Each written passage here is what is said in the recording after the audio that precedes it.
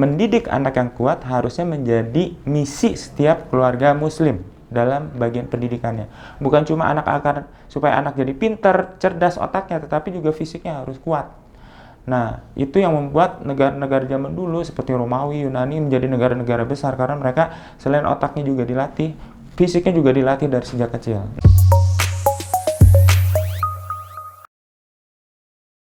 Assalamualaikum warahmatullahi wabarakatuh. Apa kabar ayah dan bunda? Semoga kita semua dalam lindungan Allah Subhanahu wa Ta'ala beserta keluarga kita. Nah, ayah dan bunda, kali ini saya ingin membahas buku yang judulnya Arkan yang Kuat. Nah, kenapa di sini dimunculkan kata-kata kuat? Karena agama kita memerintahkan bahwa kita harus menjadi orang yang lebih kuat untuk menerima beban agama itu. Jadi dalam Al-Quran sebagai contohnya misalnya disampaikan dalam sebuah ayat bahwa persiapkanlah diri kamu dengan segala kekuatan yang kamu miliki untuk menghadapi mereka. Menghadapi mereka itu menghadapi orang-orang yang tidak suka pada Islam, baik itu secara fisik maupun dengan persiapannya. Kemudian juga disampaikan bahwa Allah itu lebih mencintai muslim yang kuat dibanding muslim yang lemah. Jadi kuat itu adalah perintah agama kita, sehingga mendidik anak yang kuat harusnya menjadi misi setiap keluarga muslim dalam bagian pendidikannya. Bukan cuma supaya anak jadi pinter, cerdas otaknya, tetapi juga fisiknya harus kuat. Nah, itu yang membuat negara-negara zaman dulu seperti Romawi, Yunani menjadi negara-negara besar karena mereka selain otaknya juga dilatih, fisiknya juga dilatih dari sejak kecil. Nah, ayah dan bunda, di sini bukunya mengisahkan tentang seorang anak laki-laki yang hidup hanya berdua dengan ibunya. Ibunya ini tidak bisa jalan karena kakinya lumpuh, demikian ceritanya. Nah, anak yang bernama Arkan ini bekerja untuk menafkahi keluarga yang berdua itu. Tapi karena badannya kecil dan dia kerjanya mengangkat barang, dia tidak bisa punya cukup uang yang dihasilkan karena barang-barang yang diangkat, barang-barang yang kecil, hingga uangnya juga sedikit.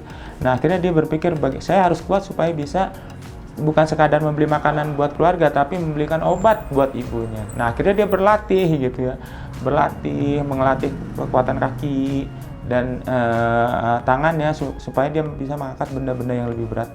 Dia berhasil tuh. Nah, ketika sudah berhasil, ibunya ingin membelajar ke kota yang jauh di ibu kota, karena di ibu kota itu ada seorang ulama dan ibu ini ingin belajar ilmu dari ulama tersebut.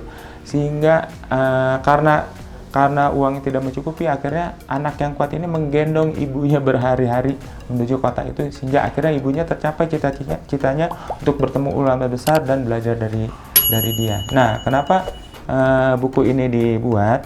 Karena ketika kita ingin anak jadi kuat, tidak hanya dari kitanya saja yang ingin menyuruh anak-anak, ayo kamu olahraga, ayo kamu makan yang sehat. Tapi juga harus ada motivasi dari diri anak bahwa saya harus jadi kuat saya harus jadi kuat nih ya, gitu. Nah, buku ini tujuannya menanamkan, memotivasi anak untuk menimbulkan keinginan menjadi kuat dalam dirinya sendiri. Sehingga klop, orang tua ingin anaknya jadi kuat, anak juga ingin, oh iya saya memang perlu kuat tinggal dicari nanti kalau dua-duanya sudah oke, tinggal dicari bagaimana cara terbaik yang sesuai dengan kondisi anak untuk menjadi lebih kuat, lebih dicintai Allah, dan lebih dapat memikul beban-beban baik fisik maupun mental seperti belajar dan sebagainya. Menurut saya kalau badannya sehat dan kuat, belajar juga pasti lebih cepat, lebih cepat nangkap, lebih daya ingatnya lebih bertambah dan sebagainya. Demikian ayah dan bunda, semoga buku ini bermanfaat karena buku ini tidak banyak buku yang menyuruh anak-anak menjadi kuat, apalagi dari sudut pandang muslim. Semoga ayah dan bunda kita bisa menemukan jalan yang terbaik bagi keluarga kita untuk menjadikan anak-anak kita menjadi anak-anak yang lebih kuat, lebih sehat, dan lebih bermanfaat bagi orang lain. Assalamualaikum warahmatullahi wabarakatuh.